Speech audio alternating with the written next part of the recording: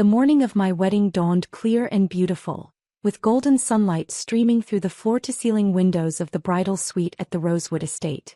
I stood in front of the ornate mirror, putting the finishing touches on my makeup while my best friend Sarah zipped up my dress. "You look absolutely radiant," Sarah said, stepping back to admire the final result. "David is going to lose his mind when he sees you." I smiled, feeling a flutter of nervous excitement. After 3 years of dating and a year-long engagement, I was finally marrying the man of my dreams at what was arguably the most exclusive venue in the state. "I still can't believe you managed to book the Rosewood Estate," Sarah continued, adjusting the train of my dress. "Didn't your wedding planner say they're usually booked 3 years in advance?" "Something like that," I said vaguely, not wanting to get into the details of how I'd actually secured the venue. A knock on the door interrupted our conversation. "Come in," I called. My mother entered, looking stunning in her navy blue dress, but her expression was tense. "Natalie, honey, you look beautiful," she said, giving me a careful hug so as not to wrinkle my dress. "Thanks, Mom. You look great too." She glanced around the opulent bridal suite with its marble floors, crystal chandelier and panoramic view of the gardens. "This place is impressive." "It is beautiful," I agreed. "It must be costing you a fortune." I turned back to the mirror to apply my lipstick. "Don't worry about the cost, Mom. This is my wedding day." "But sweetie, David's family is paying for the reception, and I know your father and I contributed what we could for the ceremony, but this venue?" She gestured around the room. "This has to cost more than all our contributions combined." "It's fine, Mom." "Really?" She looked uncomfortable. "Natalie, I hope you're not going into debt for this wedding. Marriage is about love, not about putting on a show." Before I could respond, another knock came at the door. This time it was my sister Jennifer, followed by my Aunt Carol and my cousin Lisa. "The bride," Jennifer exclaimed, though her smile seemed forced. "You look amazing, Nat." "Thank you." My Aunt Carol was also looking around the suite with barely concealed shock. "This place is incredible. It must cost a fortune to get married here." "That's what I was just saying," my mother chimed in. "I'm worried Natalie is overspending." Jennifer nodded. "I mean, I get wanting a nice wedding, but this seems really extravagant. Especially since you put gifts optional on the invitations." I had put gifts optional on the invitations, but not for the reason they thought. I genuinely didn't need anything from my family and friends. I just wanted them there to celebrate with me. "About that," my mother said awkwardly. "Since you said gifts were optional and frankly we're all pretty broke right now, we decided not to bring anything." "Mom, I told you gifts were optional because I meant it. I don't need anything from you except your presence here today." "But still," Jennifer added, "it feels weird showing up empty-handed when you've clearly spent so much on this wedding." Aunt Carol nodded in agreement. "We feel terrible, but between Jennifer's student loans, your father's medical bills from his surgery last year, and everything else, we just don't have extra money for wedding gifts right now." I turned to face them all. "I don't want gifts. I want you here celebrating with me. That's all I've ever wanted." "You say that now," Jennifer said, "but you might feel differently later when you're looking at thank you cards for gifts you didn't receive. Or when you're trying to pay off the credit cards you probably maxed out for this venue," my mother added with concern. I was about to explain that there were no maxed-out credit cards when Sarah, who had been quietly listening to this conversation, spoke up. "Maybe we should head down to the ceremony site? The guests are starting to arrive, and we need to do the final venue walkthrough." "Good idea," I said, grateful for the interruption. We made our way through the estate's marble corridors, past oil paintings and crystal sconces, toward the ceremony site.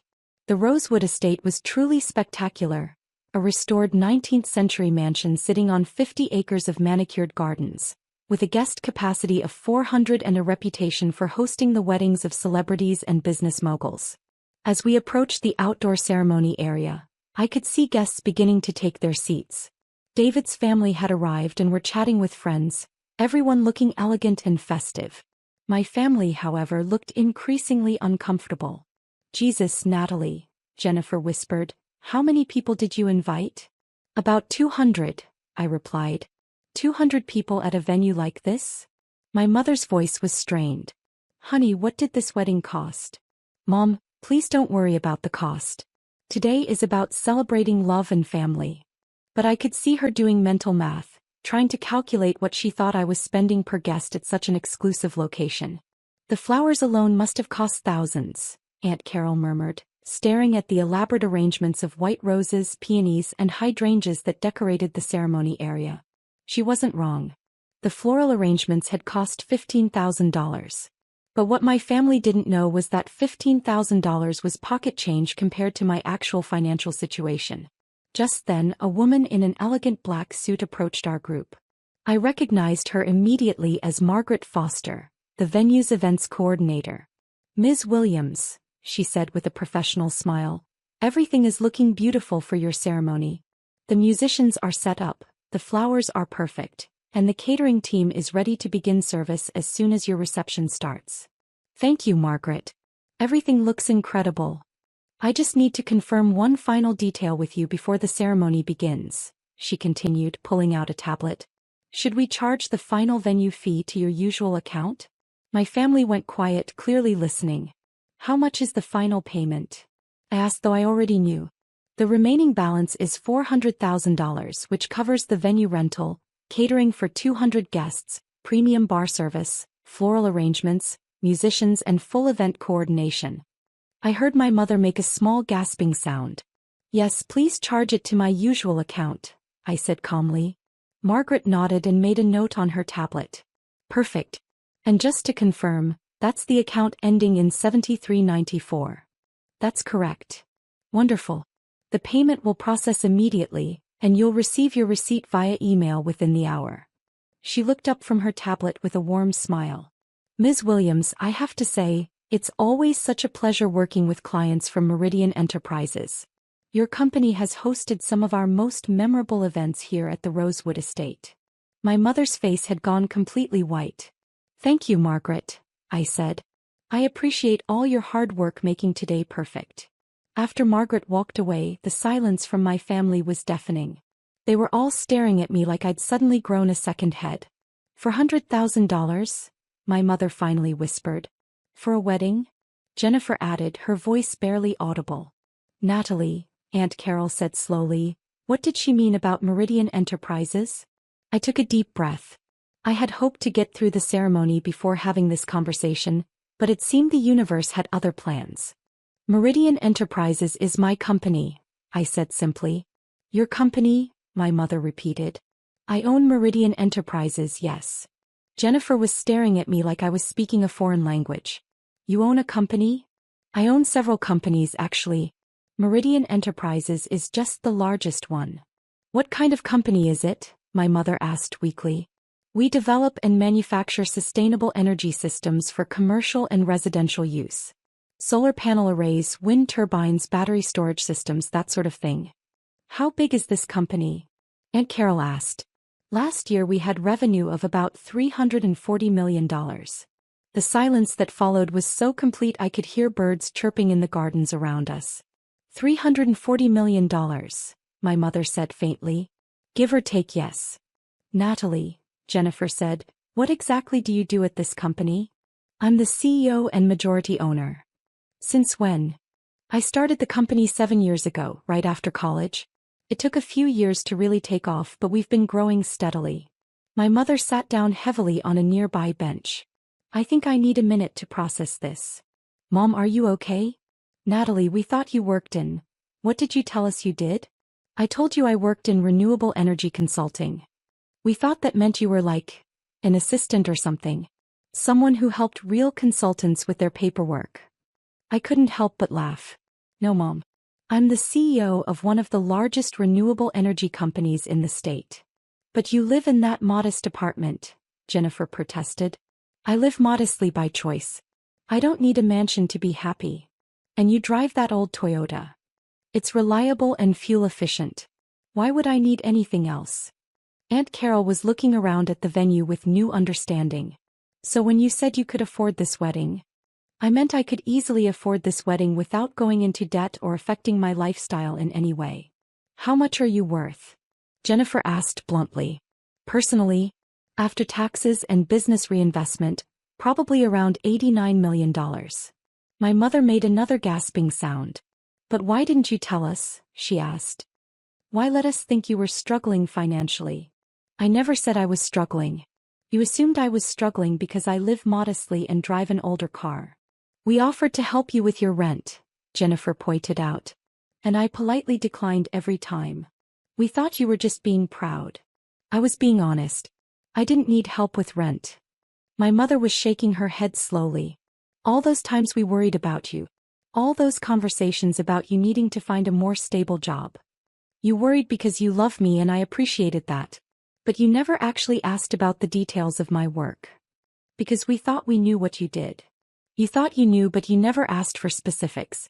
Every time I tried to talk about my projects or my business growth, the conversation would shift to something else. Sarah, who had been standing quietly nearby during this entire exchange, finally spoke up. Maybe we should head to the ceremony site? Your guests are seated and David is probably wondering where you are. You're right, I said, grateful for the redirection. As we walked toward the beautifully decorated altar, my mother caught my arm. Natalie, I'm so sorry we showed up empty-handed. If we had known. Mom, I meant what I said in the invitation. I don't want gifts. I have everything I need. But we feel terrible. Don't. The only gift I want is having my family here to witness this moment. Still, Jennifer said, we should have brought something. You brought yourselves.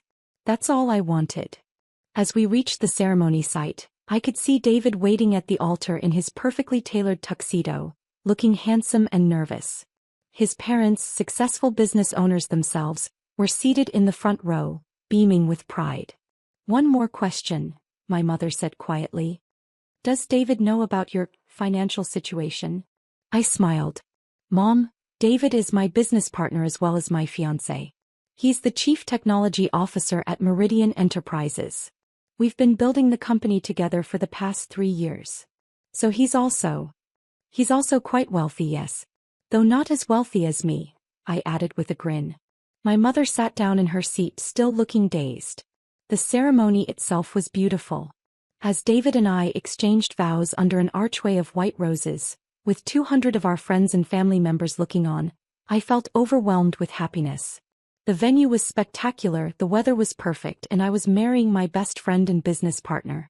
During the reception held in the estate's grand ballroom, my family gradually began to relax and enjoy themselves. The food was incredible, the band was fantastic, and the champagne was flowing freely. But I noticed my relatives were still acting a bit awkward around me, as if they weren't sure how to relate to this new version of me they'd discovered. During dinner, my father pulled me aside. Natalie, I owe you an apology, he said. For what, Dad? For not taking your work seriously. For assuming you needed our financial help. For not asking better questions about what you were building. Dad, you don't need to apologize. You were being a caring parent. But we missed so much. All these years, you were building something incredible and we had no idea. I looked around the elegant ballroom filled with friends, colleagues, and family members, all celebrating David's and my future together. You know what the funny thing is? I said. What? I kept my success quiet partly because I was afraid it would change how you saw me. I was worried you'd start treating me differently if you knew I was wealthy. And now. I watched as my mother chatted animatedly with David's parents, clearly enjoying herself despite her earlier shock. Jennifer was on the dance floor with her husband, laughing and spinning to the music. Aunt Carol was sampling the dessert table with obvious delight. Now I realize that the people who truly love you will celebrate your success, not resent it. My father smiled. We are proud of you, sweetheart. We always have been. We're just sorry we didn't show it in the right ways. You showed it by worrying about me, by offering help when you thought I needed it, by being here today. That's what matters. Later that evening, as the reception was winding down, Margaret Foster approached me again. Ms. Williams, I wanted to thank you for choosing the Rosewood Estate for your wedding. Everything went beautifully.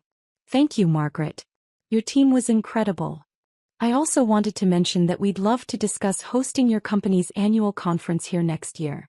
I know Meridian Enterprises usually books the downtown convention center, but we have corporate event packages that might interest you. My mother, who was standing nearby, overheard this conversation. Your company has an annual conference? She asked after Margaret walked away. Every year. About 800 employees, plus clients and partners. Usually around 1,200 people total. 1,200 people work for you? Well, they work for the company. But yes, Meridian Enterprises employs about 800 people directly, plus we contract with dozens of smaller firms. My mother shook her head in amazement. I still can't believe we didn't know any of this. You know now, I said simply. As David and I prepared to leave for our honeymoon, 2 weeks in Tuscany at a private villa I'd rented for the occasion, my family gathered around to say goodbye. Where are you going for your honeymoon? Jennifer asked. Italy, I replied. That sounds wonderful, my mother said. You've earned it after planning such a beautiful wedding. Actually, David interjected with a grin, Natalie didn't plan this wedding. She hired a team of event planners. She's been way too busy with the European expansion of the company. European expansion? Aunt Carol asked. We're opening offices in Germany, France, and the UK next year, I explained. It's been consuming most of my time lately. No wonder you didn't want wedding gifts, Jennifer said with a laugh. What could we possibly give you that you don't already have? You gave me exactly what I wanted, I said, looking around at my family's faces. You gave me your presence, your love, and your support. That's worth more than any physical gift. Even though we thought you were broke and showed up empty-handed? My mother asked with a rueful smile. Especially because of that. You came to celebrate my happiness even when you thought you couldn't afford to bring gifts. That tells me everything I need to know about your character and your love for me. As David and I drove away from the Rosewood estate in our rental car, a practical sedan that had confused the valet staff, who were expecting something more luxurious, I reflected on the day's revelations. How do you feel about your family knowing the truth now? David asked. Relieved, I said honestly. I didn't realize how much energy I was putting into hiding my success from them. And how do you think they're handling it? Better than I expected. I think they're more shocked that they missed the signs than they are impressed by the money itself. Your mom seemed pretty impressed by the money. I laughed. She was shocked by the wedding bill. But I think what really got to her was realizing she'd been offering to help me pay rent when I could have bought her house in cash without blinking. Well, now you won't have to deflect their offers of financial help anymore. True. Although I suspect I'm going to start getting requests for financial help from extended family members I haven't heard from in years. David grinned. The price of success. Worth it though. Especially since I get to build this empire with my favorite person in the world. As we drove toward the airport for our Italian honeymoon, I thought about the conversation I'd have with my family when we returned. There would probably be questions about the business, curiosity about our lifestyle, and maybe some awkwardness as they adjusted to seeing me differently. But for the first time in years, I wouldn't have to hide who I really was or downplay my achievements. I could be fully myself, successful businesswoman, loving daughter, and now happily married wife. And my family would love me for exactly who I was, just as they always had. 3 months later, my parents visited the Meridian Enterprises headquarters for the first time. I gave them a full tour of our research and development labs, introduced them to key members of my executive team, and explained how our sustainable energy systems were helping reduce carbon emissions across the country. I'm so proud of what you've built, my mother said as we stood in my corner office, looking out over the city through floor-to-ceiling windows. We're both proud, my father added. And we're sorry it took us so long to really understand what you do. I'm proud of you too, I said. You raised me to work hard, treat people fairly, and build something meaningful. Everything I've accomplished comes from the values you taught me. Even if we didn't recognize your success when we saw it? Especially because of that. You loved me when you thought I was struggling, and you're proud of me now that you know I'm successful. That consistency means everything. As they prepared to leave that day, my mother handed me a small wrapped box. What's this? I asked. A very belated wedding gift, she said with a smile. Inside was a simple silver picture frame, and nestled within it was a photo from my wedding day. The moment right after David and I were pronounced husband and wife, both of us laughing with pure joy. It's perfect, I said, meaning it completely. We know you don't need anything material from us, my father said. But we wanted you to have something that represents our love and support. This is the best wedding gift you could have given me. And it was true. Because while I could afford to buy anything I wanted, the most valuable things in my life, love, family, and genuine relationships, couldn't be purchased at any price. They could only be earned through honesty, authenticity, and the courage to be your true self, even when it meant revealing just how successful you'd become. Sometimes the best gifts really are the ones that cost nothing but mean everything.